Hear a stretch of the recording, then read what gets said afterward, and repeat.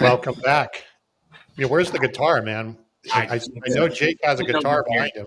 I know. See, if you do that every time, it gets a little cheesy. So I like to keep the viewers guessing, Tom. I asked Alla to play some Beach Boys in honor of Brian Wilson, but didn't quite happen. So we're going to try to get some good vibrations going on today's show. That's right.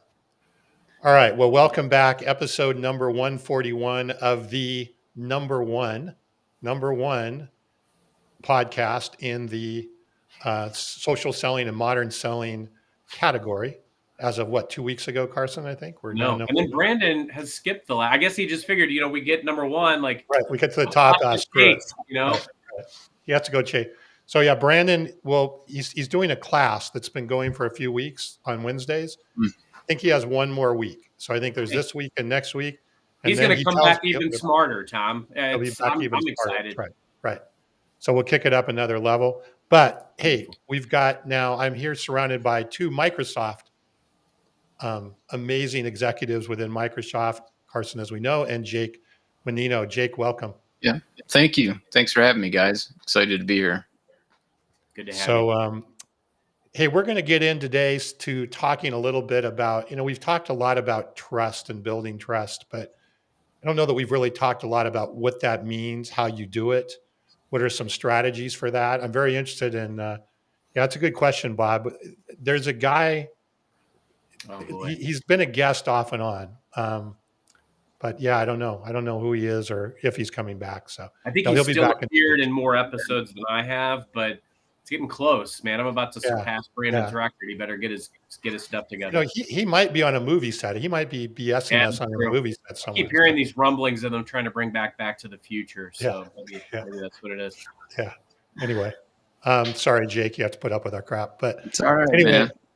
It's bad humor is part of what got us that number one ranking. So we have to give the people what they want. I'm a big fan, long-time listener, first-time caller, guys. All right.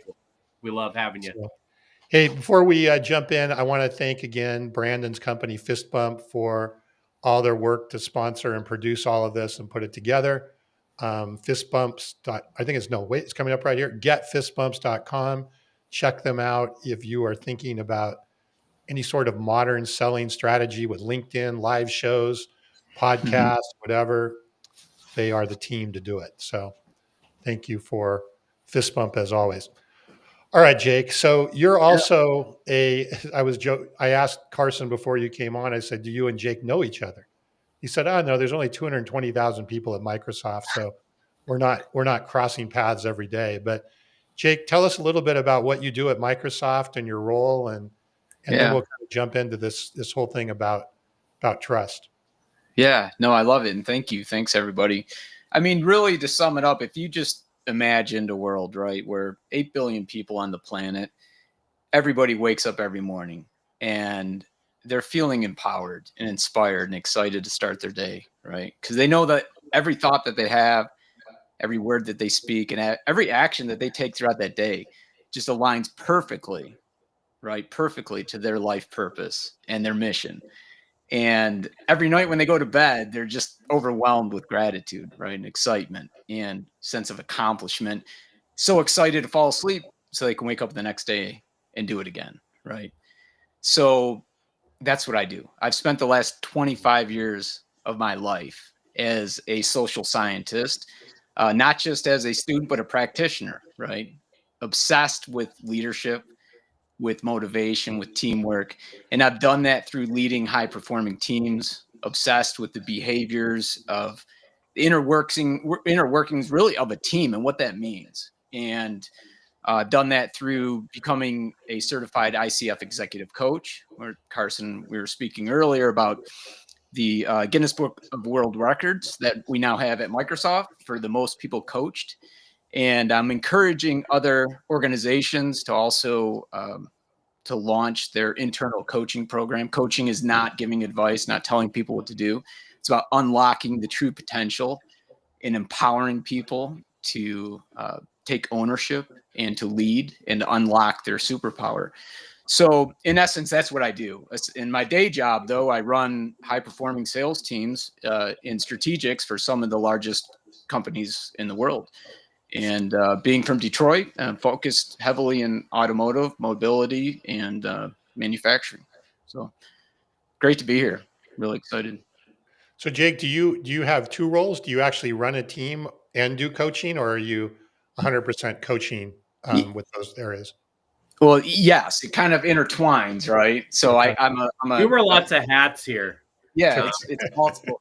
Global sales director, so running a sales team, right, which is my passion, my focus of delivering high performance productivity results, pipeline revenue generation. That's what is really exciting for me.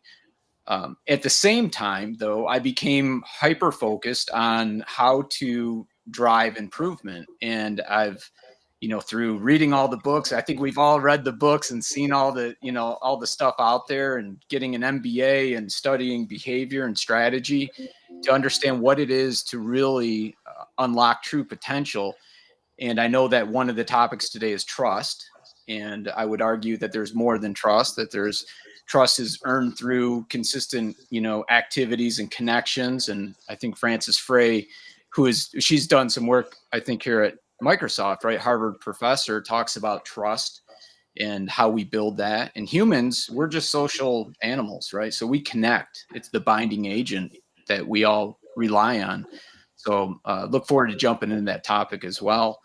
But as a tribe, as a group of people, how do we trust each other? And what does that mean? Yeah, so let's start there. I mean, I assume whether you're managing or you're coaching, right? You're kind of maybe starting with that beachhead of trust. What does that really mean and how does that really relate to a sales strategy? It's real. You hear the word a lot. Oh, they have to trust Yeah. you. No, Yeah. like trust, right? You hear that a lot, but what does that really mean? And how does that factor into your sales strategy? Yeah. It's a great question. And trust, and I love the no like trust strategy, because a customer won't usually buy from you unless they know you. It's hard to sell to somebody that you don't know and they don't know you. And we have some characteristics around what does that mean to know somebody, to truly know somebody. And what does it mean to truly like somebody? Because if you're not likable, it's kind of hard to get along with people you don't like. Let's be honest, we're all human. So if you don't know anybody and you don't trust anybody, you don't like them, that's very difficult to trust. And trust is this binding agent that is earned, right? It's earned through interactions. It's earned through being consistent. It's earned through active listening. And in the world of coaching, active listening, insightful listening, active inquiry. And really, I think what it comes down to is we reflect onto ourselves, and it's trusting ourselves. And if you can trust yourself, then other people can sense that. And that trust then spreads. And again, as humans, we make mistakes. Trust is earned, it's broken, it's repaired, it's rebuilt, right? And it gets stronger over time. But you have to trust yourself first. And I think that Frances talks about this great triangle where most people wobble between the three characteristics of what, when put together, formulate what trust really is. Authenticity, which we can talk about. And I think Seth Godin has a great perspective on authenticity versus being authentic versus being consistent, what that means. He talks about, would you want an authentic surgeon or would you want a consistent surgeon, right? What does that mean? So we want somebody who's really consistent, how they show up. But that's the top of the triangle. And then you have logic. You have to have somebody that's at least competent. We often talk about coherence. I talk a lot about coherence, fluency, and groundedness, but you have to be competent. And then the third aspect is empathy. And that's another one that gets thrown around a lot. We could dive into as well. So authenticity, logic, and empathy together, if demonstrated properly, will help you earn trust. But trust is nothing that is just manufactured as a tactic. It's something that is earned over time. It's not trust is not a short-term play to get a deal done. That's not how it works. Yeah, Jake, amazing stuff. And I would say far too often, many sellers, you throw these around as buzzwords, and much of what you said, while in my mind should be commonplace and common knowledge, it's not. Why do you think so many sellers today either pay lip service to some of those things or really just don't know how to go about developing trust and earning that right to be a trusted advisor? Yeah.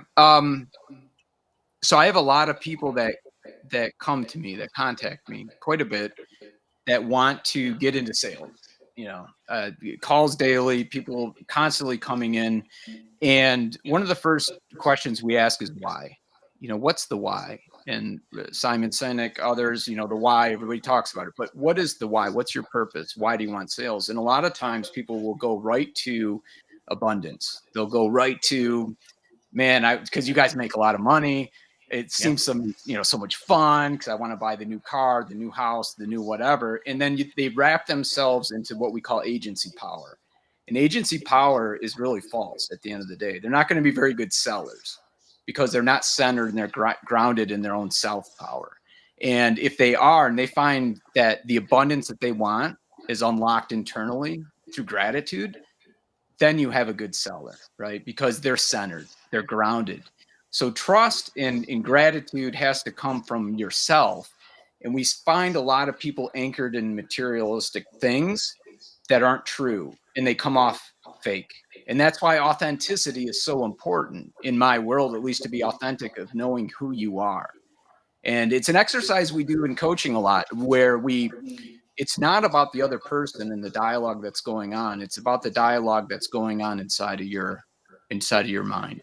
Right. So how do we slow down that internal chatter so we can be present?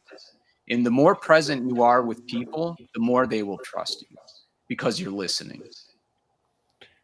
How do you move somebody though look, I would assume that a lot of the salespeople that you're bringing on have that abundance philosophy, right? It's like, hey, I'm going to hit my quota or double my quota or make my numbers or whatever. How do you get them to move from that philosophy to more of that, what you just described, of, hey, building that trust and trust in myself? And I mean, that seems like a big shift for the typical DNA of a good salesperson. Yeah, not everybody's built to be a good seller, right? There are some people that they want to go to marketing, advertising, management, whatever it is. I would argue that we all sell every day. Every second we get up, we are negotiating somewhere. And if you picture this, just imagine you're standing on the edge of Antarctica, right? And you're looking out into an abyss of cold, of ice, of just frozen uncertainty, right? And you just recruited 27 people, 27 men to go on an expedition with you to find a passage through Antarctica, only to find out that your ship not only gets stuck on the ice, but sinks to the bottom of the Arctic Ocean, right? So there you are with 27 men that you've recruited to go on this expedition, and your boat sinks. And you live now, you're in survival mode, right? And you are in survival for not 2 hours, not 2 days, not 2 weeks, but for 2 years, living on floating chunks of ice, right? With 27 men, only to then go out and recruit people to come and save you, right? And that's the story of Ernest Shackleton. If anybody's heard of that, 1914, for 2 years. And when you talk about trust, the men, and he saved every single person, right? It took 2 years. And he took a small lifeboat, went 800 miles across the Arctic Ocean. And think about this, in 1914, the compass and guiding and all this stuff, and hiked mountains to recruit a team to go out and rescue. The level of trust that team had in him was unshakable. And I would argue that we don't see that very often in today's world in 2025. So how did he do it? That level of trust was developed, and I've done studies. We have a lot of research on this. I have a great white paper I could share with you. There are 3 things, and this is the secret. I'll give it to you. there are three things that we found if it occurs in a team by the leader, you have high levels of trust. And high levels of trust relate to better performance, better pipeline hygiene, better just overall well-being, and better just excitement to show up every day.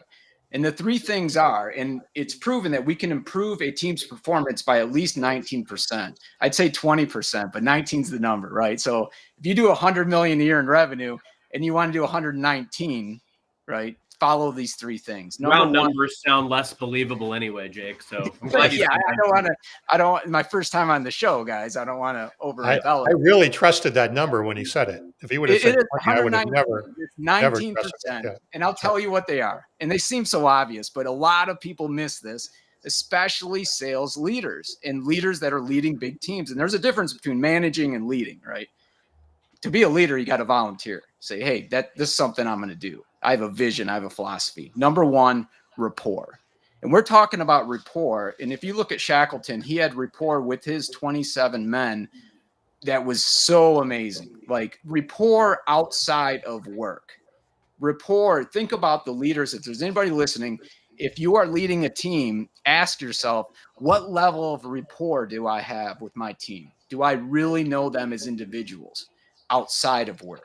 How much time do I spend building a rapport? And if you think about all the amazing people that you've ever worked for, what level of rapport did you have with that person? Generally, it's pretty high. And then if you think of all the terrible people you work for, you really don't have very good rapport with them. So think about that. So how do we develop rapport, deep rapport with our team? And that will equate to better relationship. Second is straight up adaptability.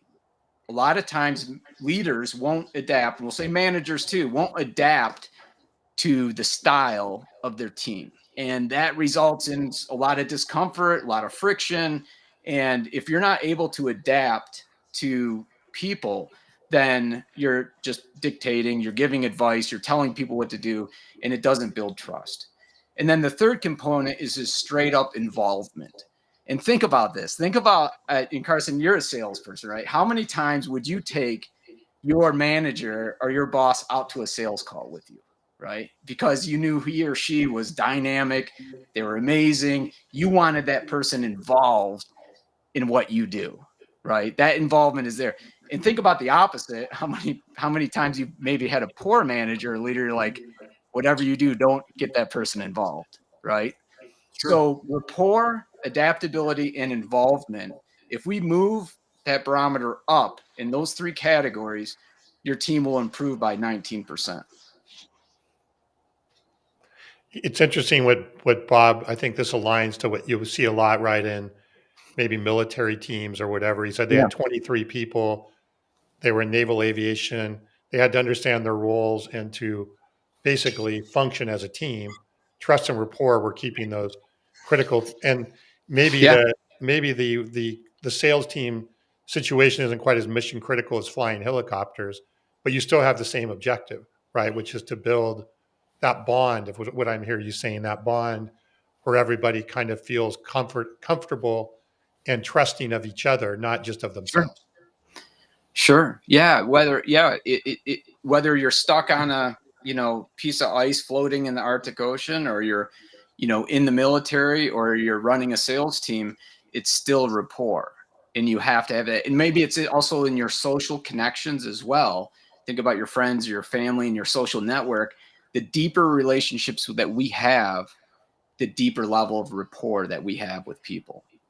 What I think is often very tragic is that, speaking as someone who's had several leaders over the years, and also somebody who's had a lot of direct reports over the years, these fundamentals aren't as commonplace as they should be. And, when we talk about mastering modern selling as an example, and the tectonic plates that are shifting right now before our very eyes with technology, with AI, you have to have this foundation in place in order to really sustain that change and be successful. Otherwise, people will go back to what I like to call comfortable ways of mediocrity or failing, or they'll lead through fear. It takes a lot of confidence and resilience to lead in an era like this. At Microsoft, we have a leadership philosophy called model, coach, care, which really means we as leaders have to lead the charge, be willing to jump into the fray and into the field. And, I like to spend as much time with customers as humanly possible. Even being in a leadership role, which can be challenging, but it's the most important thing next to being with my people and being with my team as much as humanly possible. Jake, you hit on something really important there, and it's uncovering the why of the people that we support and serve. And I have kind of a philosophy that I leverage where I just call it, the investments and the relationships you have within your sphere. Now, these are all the people that you serve. And in our world, that could be our customers, that's our direct reports, that's our leadership, that's our robust partner ecosystem. But all the people that we support and serve, we have to make constant investments into those relationships.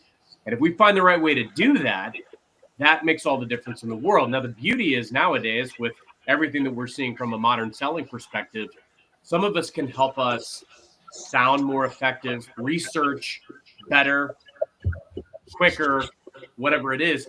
But at the same token, we still can't compromise or sacrifice these fundamental components. In fact, I would argue that they are more important now than ever because they can be so easily lost amidst all of the noise of the technology. What are your thoughts, Jake? You've been doing this a long time. How are you ensuring that you and your team are still staying at the forefront of those three core priorities? Yeah. Well, first of all, I'll go back to just being authentic. You have to kind of be real. You got to be yourself, and you have to be vulnerable in that you're not afraid. Right. I think fear is what holds a lot of us back. And if your failure protects the ego of others, right? Think about that. Then we need to recognize that. We need to be aware, right? And it's okay and I wouldn't be here unless I made so many mistakes, right, along the way. And every day I still do, because I know if I'm not messing something up somehow, I'm not growing, right? Yeah. So with the team, it's about first of all, the rapport piece of it, the deep understanding of connecting with people, understanding. And I was trained this early on. I'm from Detroit. So in the late 90s, early 2000s, when I was a junior rep, I worked for Pete Carmanos, who was the CEO of CompuWare. And there were some great lessons I learned from him. And one of which was around really understanding your client. And he would come in and quiz us if we really knew our client, if we really had rapport. Do we know the things that they like? Do we know what they like to do? And not just for relationship's sake, but to really know and understand and care about your client in a meaningful way. And so taking that just not to the customer, but also your employees and the people you work with, your family and your coworkers and everybody, to have that level of empathy at least being really sincere, I think, and being truthful and honest, and also moving forward a little bit, having this vision, right? So the lost leader, if Shackleton didn't have a vision, he wouldn't have survived, right? So the vision is so important. And I often talk about the exercise of the mirror or the window.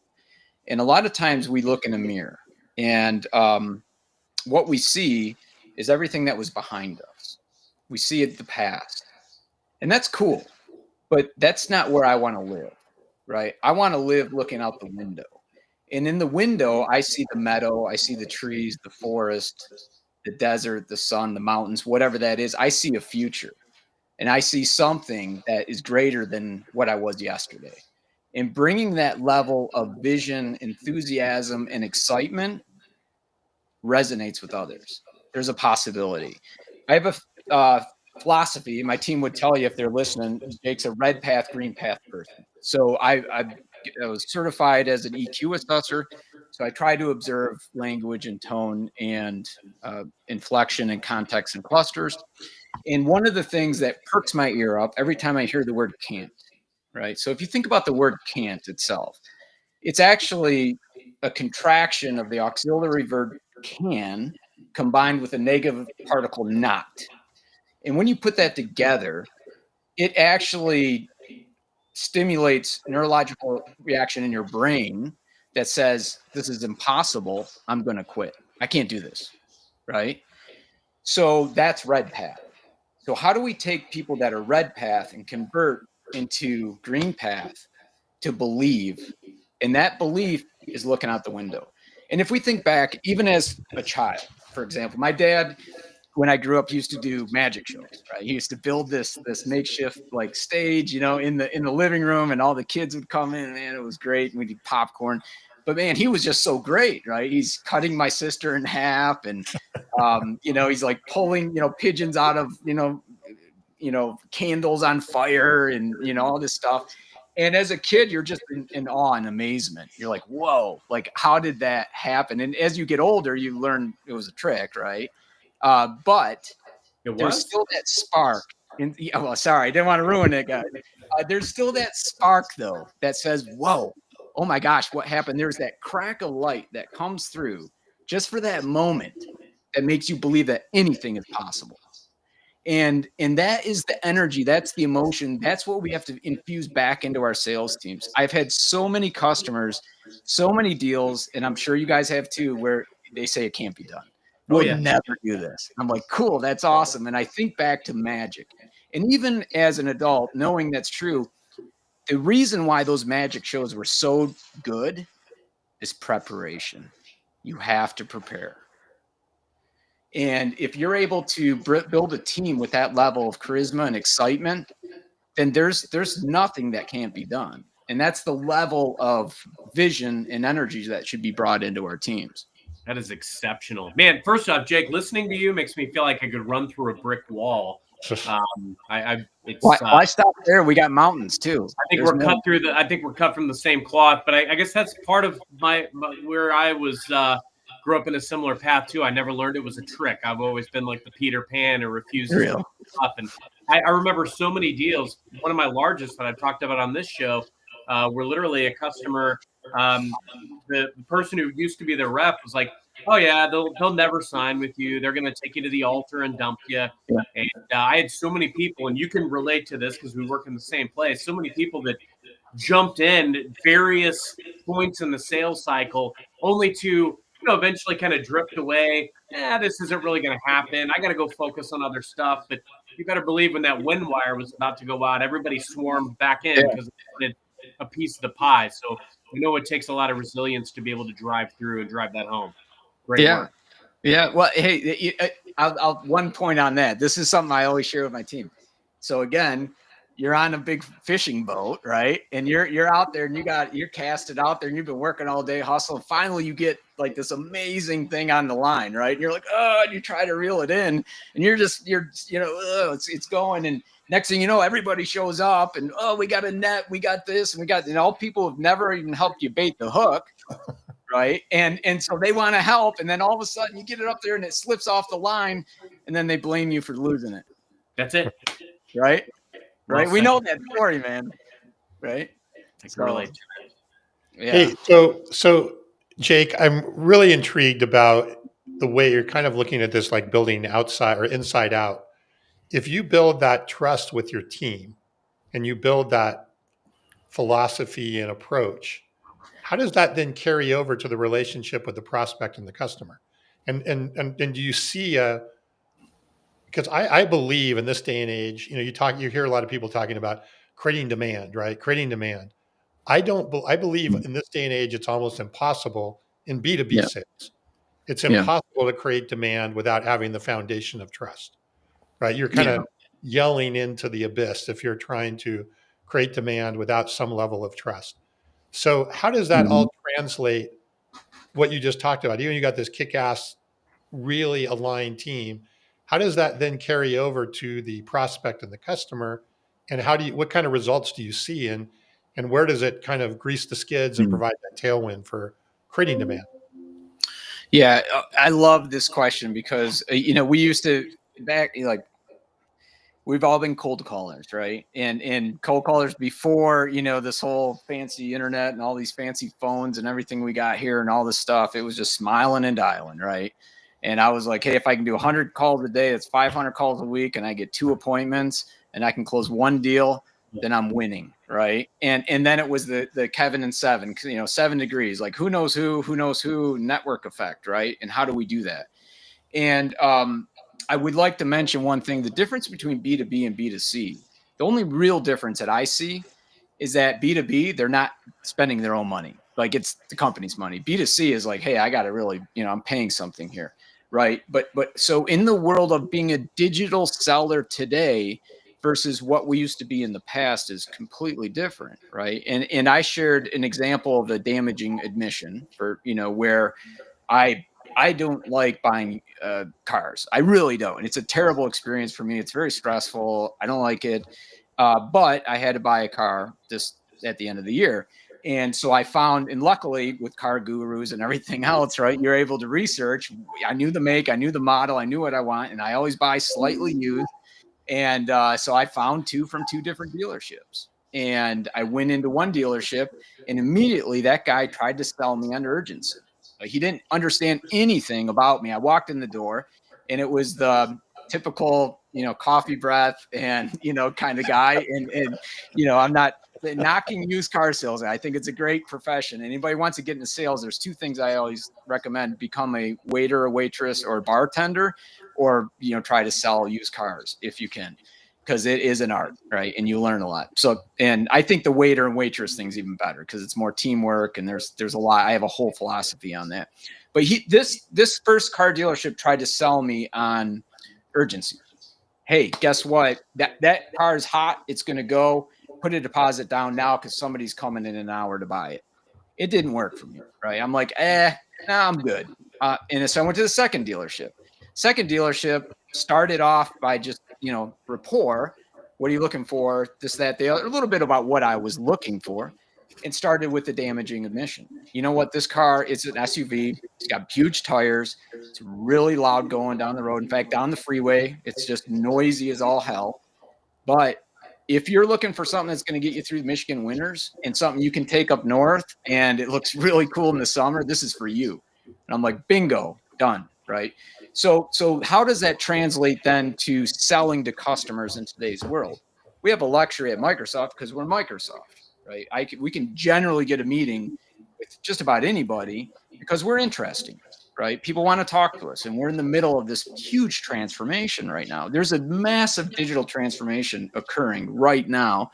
And if you believe in the next 3 to 5 years, 55% of all the jobs that we know are either going to be repurposed or completely changed or possibly obsolete. So what I teach my teams now is to, when they get in front of their customers, is to talk about 2 things: patterns and systems. And this is what we try to teach, especially early in career, people that are coming in to understand their customer. Anybody can go out and read a customer's 10K. Anybody can use the fancy AI stuff to look everything up.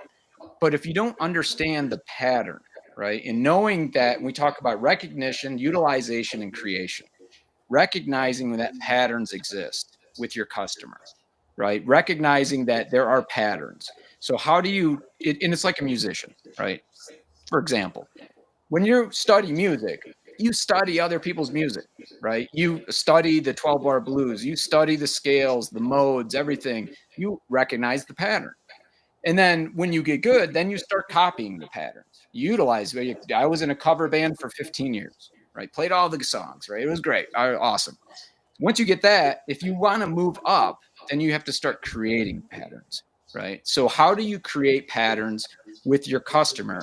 And then understanding the difference between patterns and systems, because there are systems that run your customer's environment. Some people call it the operating, the OS of the culture, the cultural OS of a customer. So the structured frameworks that are in place, right, that run a customer, right? Understand that culture, becoming part of that. So to immerse yourself into that system. And this is something like within the culture. What's a culture? It's symbols, logos, beliefs, rites of passage, rituals, all the things. So you have a customer that every Thursday they go out for happy hour and play darts. And then you get invited to do that. That's a no like trust. They must like you enough to invite you out to their private thing that they do.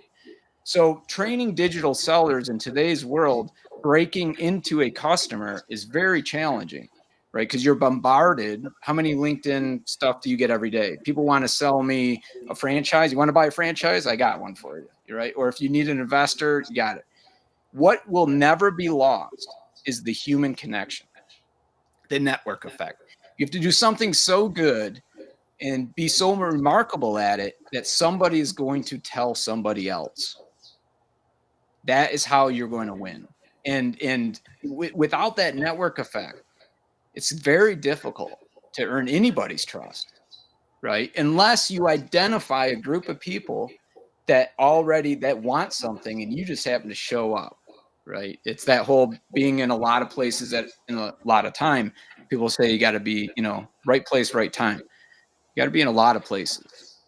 So anyway, that kind of was my tangent on the systems, the patterns, and understanding how to really study your customer and be involved in their culture, as opposed to just rattling off, facts off a 10K or whatever that is. And can you give an example of a pattern, like what that would be or what you would be potentially?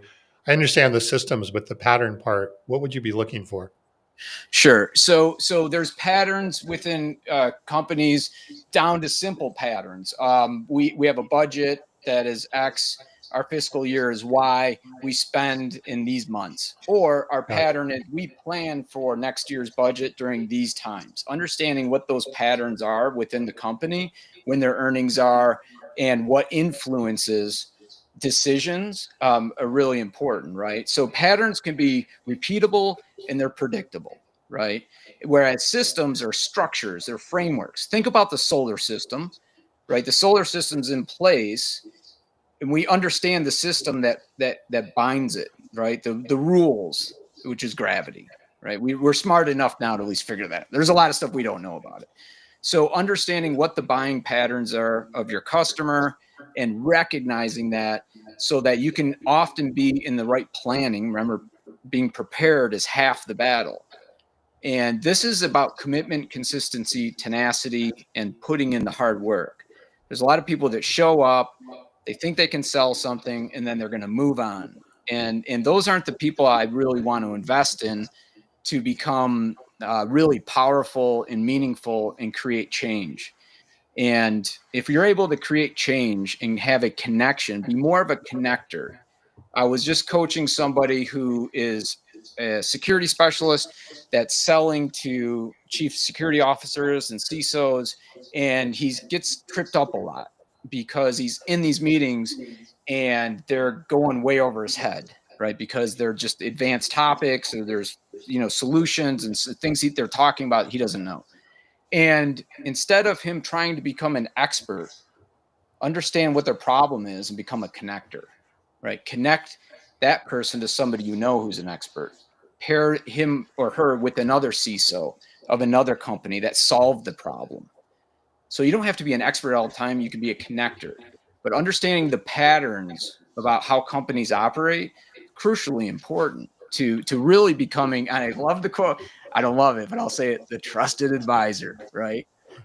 Well, I think that's in Carson, what he did, what Jake just said, right? We talk about research using AI for research.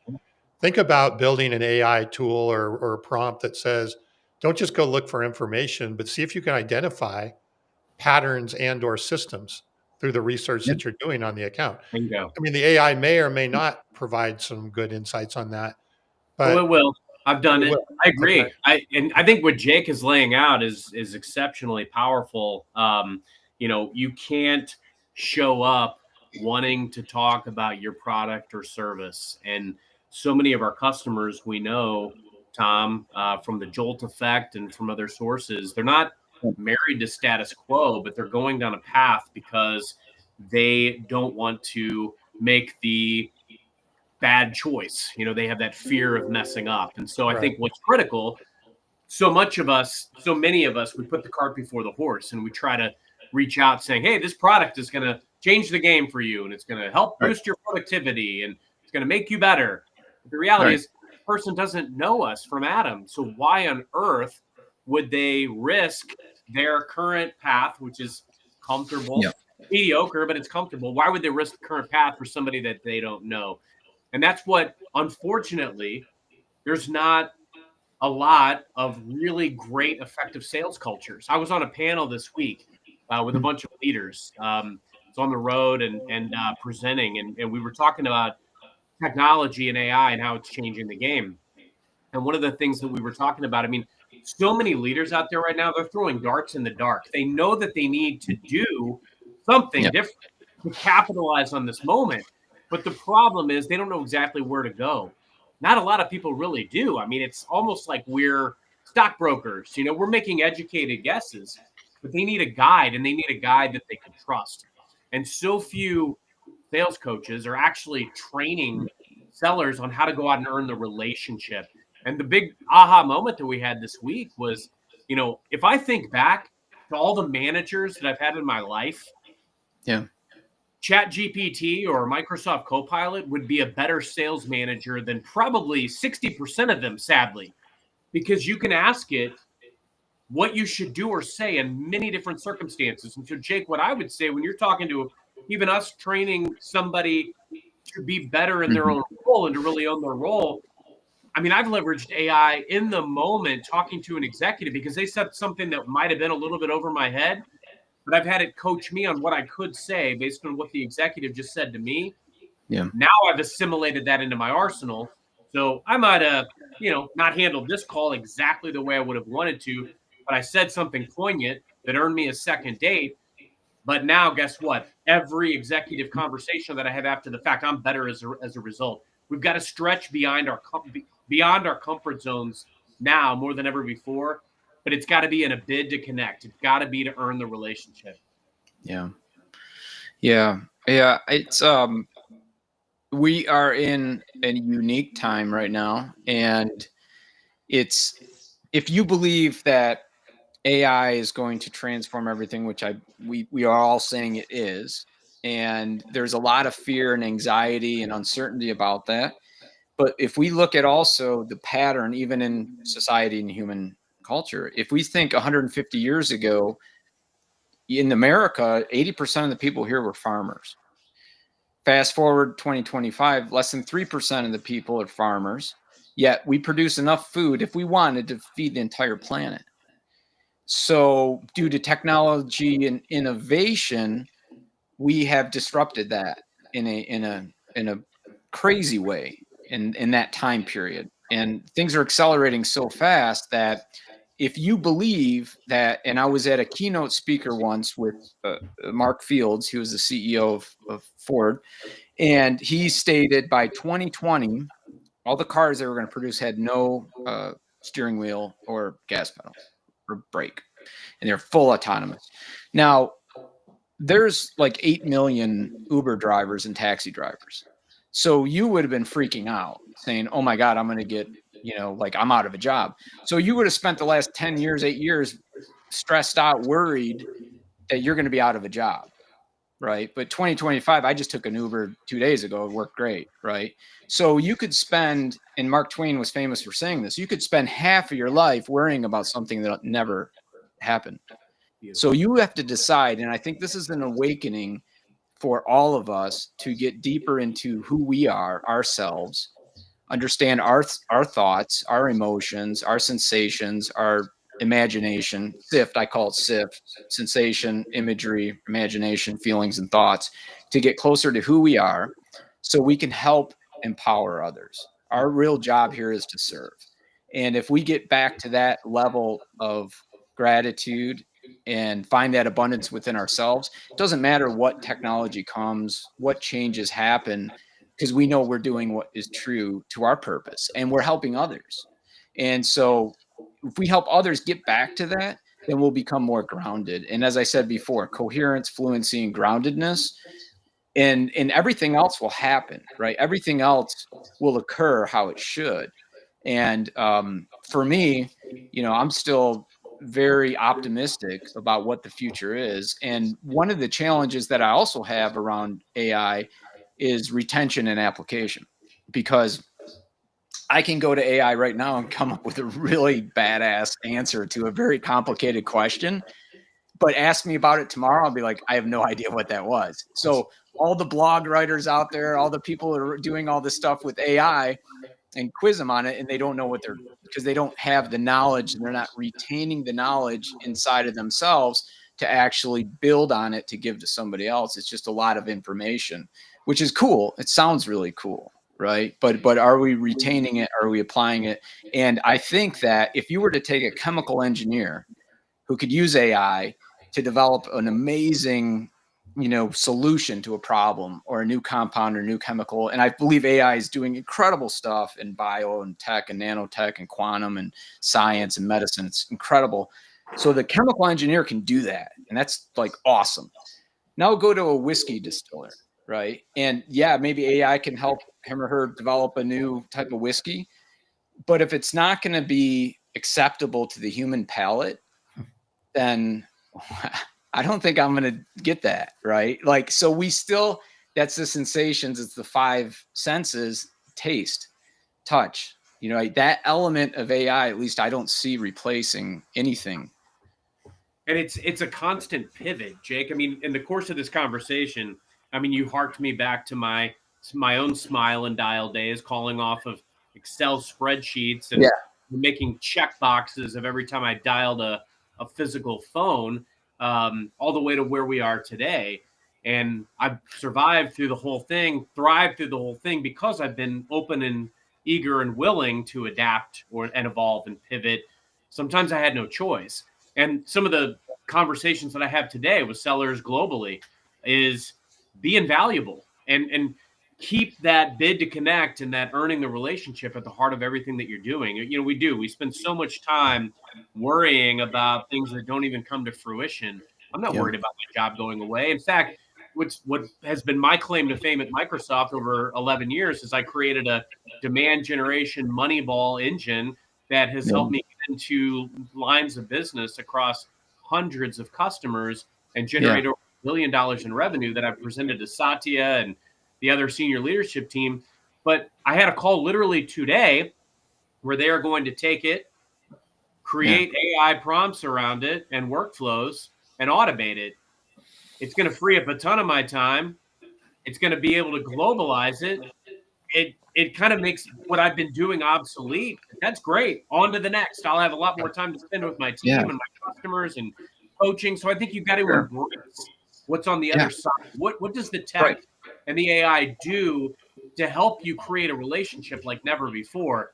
I think what's great, how I'm standing apart from all the noise right now, is playing with the prompts to write a email subject line that maximizes open rate. And I'll write the email myself, or I'll have the AI help me with one or two additional bullet points that might really help me stick the landing. Or, right before walking into a meeting, doing some of the research. And, while I'm not going to read the paragraphs that come out, I may get one sentence out of that that really helps me delivering. And again, to your point, we've got to keep assimilating that knowledge into our arsenal. Bob is our most valuable commenter on this show, and he has this phrase that he talks about a lot of times where the AI and the tech can prevent us from developing that alligator skin that we need in order to be effective, to go out and create relationships, to earn our stripes, and to really be able to do the things that we need to be able to do to be successful sellers. You know what the definition of worry is? Putting undue attention on a problem that does not yet exist. Yeah. Right. Yeah. And I think that's, what you were just talking about, right? We put all this attention on something that the problem has not really existed.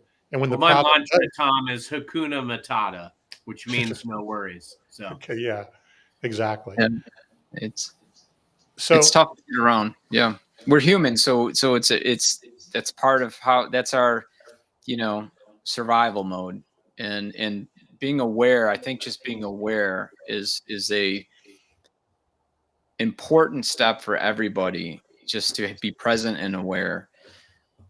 To say I'm not going to be worried, well, that's, if you have people that have kids, for people that have parents, grandparents, it's very difficult, right? But just saying I'm going to be worried, I'm human, it's okay, but I'm going to let it go, right? And I'm aware of it.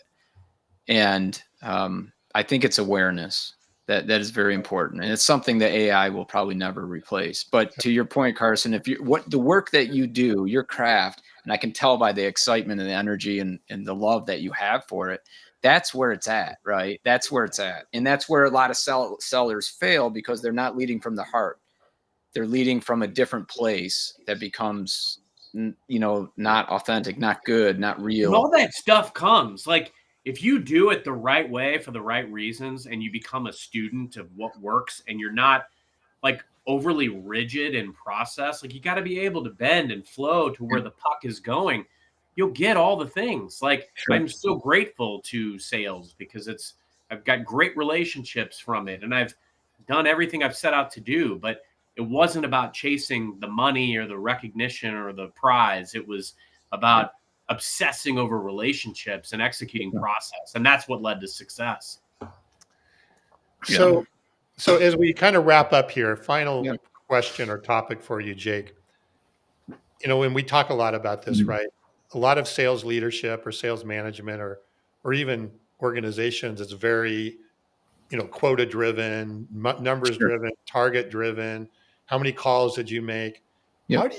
How do you deal with maybe not just sales leaders, but maybe their executives, CEOs or COOs or people that have that mentality? Wait a minute, how many calls did they do today? Or how do you get them to buy in and embrace the strategy of trust first, basically, and the Mhm. trust factor as we're talking about?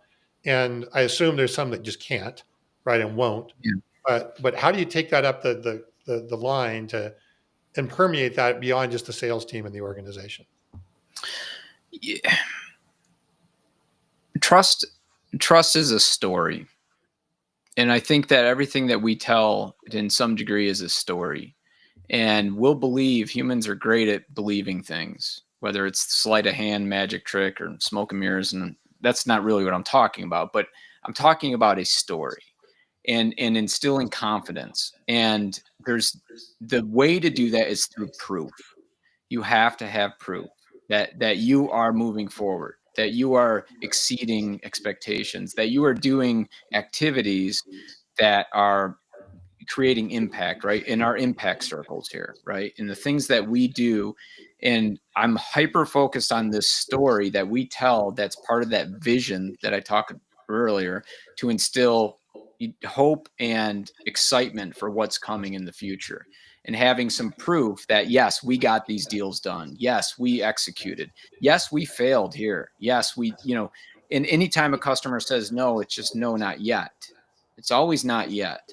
And in the world of improvisation, which is, I believe, really important to teach people in sales, is the art of improvisation, the art of being able to say yes and with somebody, the art of being able to interact with people and have sense of flow, and the art of being able to find opportunity and hope in tragedy when others find that despair, right? And that's the red path, green path. So to answer your question, it's about keeping green path. It's about telling a story, instilling hope and confidence. And there's always somebody that will find something that if you take that out to everybody, then you create an energy of excitement, of enthusiasm, of optimism, right? And so that energy has to be there. It's when you say the word can't that you start to shut down. And really quick, I'll just share a brief story. So anybody ever hear of James Osterberg? Okay, so James you've heard of him. So he was in the late 60s. He was here in Ann Arbor, Detroit, Michigan. He went to a Doors concert, right? And so the story goes that Jim Morrison and the Doors were in town and they were going to the concert and the band wanted to stop and get some ice cream. And Jim didn't want to do that. So instead of ice cream, he drank large volumes of whiskey. And so when they got to the concert, it was terrible, right? Jim literally passed out on the stage. The band was just totally pissed off. Everybody's upset. The security was upset. The crowd started going nuts. The show was over, canceled, right? Had to leave. Everybody and even the media wrote up it was the worst thing ever, except for one person, right? James Osterberg. And he saw in that a moment of just a vision, like, oh my God, this is what I have to do. It was incredible. It was magnificent. It was life-changing for him. That's Iggy Pop. Iggy Pop became one of the most recognized. Iggy and the Stooges stormed the world with one of the best punk rock bands ever, right? So that one experience for that one person gave enthusiasm, hope, and a vision of something that could happen where everybody else saw failure. That's the emotion, that's the enthusiasm, that's the energy. So telling the story, convincing others, doing it, you got to have proof, you got to do it. Like Iggy was no slouch, right? He came onto the scene, he was, he played with the best. So you have to bring it, which means you have to have diligence around daily habits, and we don't have time to get into what daily habits can provide as you learn a craft and what it means to be a professional. What I'm hearing you say is identify some things that you're doing that are maybe extraordinary or even unexpected, and make sure you publicize those to your bring that to your management, get them to go, wow, how did that happen? Or, oh, I thought that deal was dead. Or, we didn't think there was any chance of that happen, or whatever the case may be. And then I think, Carson, you're a great example of that in your early days of social selling, right? Of, you had a lot of naysayers of the whole LinkedIn thing. Yeah, I mean, look, Tom, I mean, it's kind of like, to expound upon what Jake just said, I mean, you've got to resist the urge or temptation to just go with the grain every single time. I have so many situations where sometimes even my team wonders why, when I'm on an executive customer call and they ask a question that I think normally my team might have said no, or, we don't have a firm answer to that. Mine's always, hey, sounds like an interesting pursuit. Let's find a way. And these have led to some of the most fruitful relationships. You can't get hung up thinking about licensing or dollars or a deal. You've got to get hung up thinking about, what does this executive want their legacy to be? What problem are they trying to solve? How can I, with my unique resources, help them solve that problem? Because guess what? If you do that, you will earn their trust. They will commit to a path with you.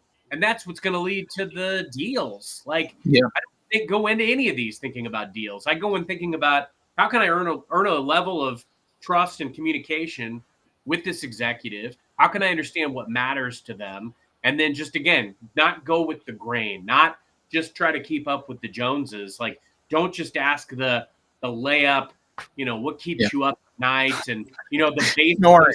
I got a CPAP. It's snoring. Right.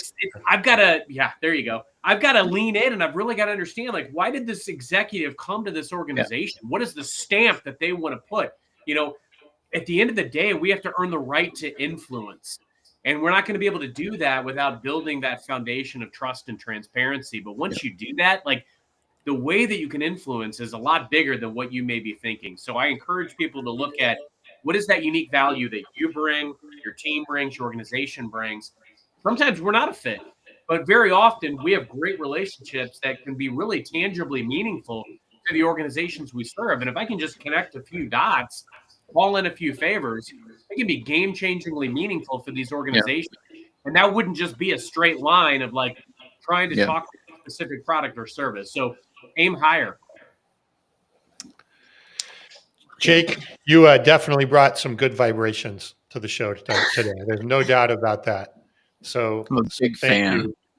You. And I think, Carson, there's some material here that's going to kick us up even higher.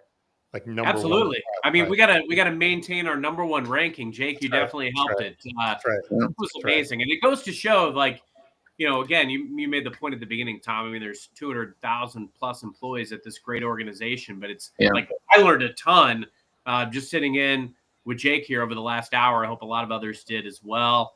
And man, it really gives us a lot of food for thought, especially from somebody that's been doing this for a long period of time, but continues to adapt and evolve and pivot around some core fundamentals that really make you tick. So, Jake, very appreciative of you sharing today. Thank you. All right, Carson, any final thoughts? Want to wrap us up? Yeah, I want to hit Bob's question. Do I think the exec has a strong distrust of me as soon as I walk through the door because I'm a salesman? No. And here's why, Bob. Because I don't show up like a salesman. Now, don't get me wrong, like, and I walk an interesting line as well because I've written books and I know my brand and things of that stature. So I know that there's customer executives out there that frankly may shy away from some of that. And that's not baggage that other sellers carry. So my Mm. baggage is unique to me.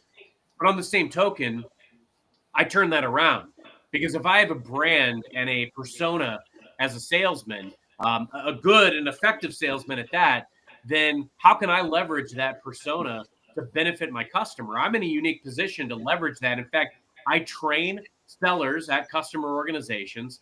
I have brought relationships that I have to bear to bring fruit to those customer organizations.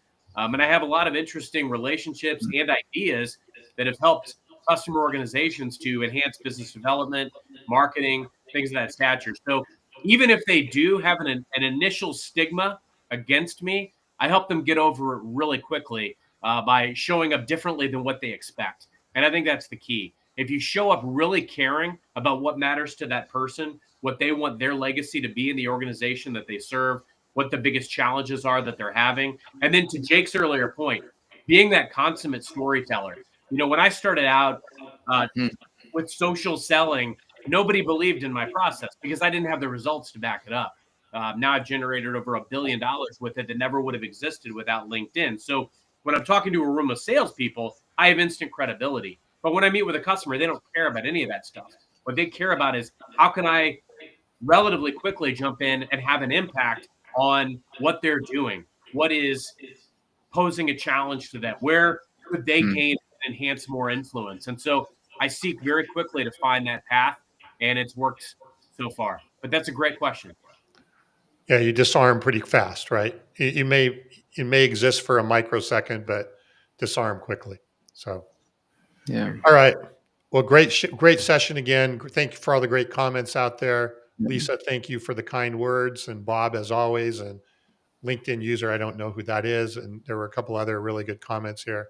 So thank you. And Carson, until next week. Yeah. Jake, thank you. Audience, thank you. And until next time, All right, happy guys. selling. Thanks, everyone. Do it. Thank you.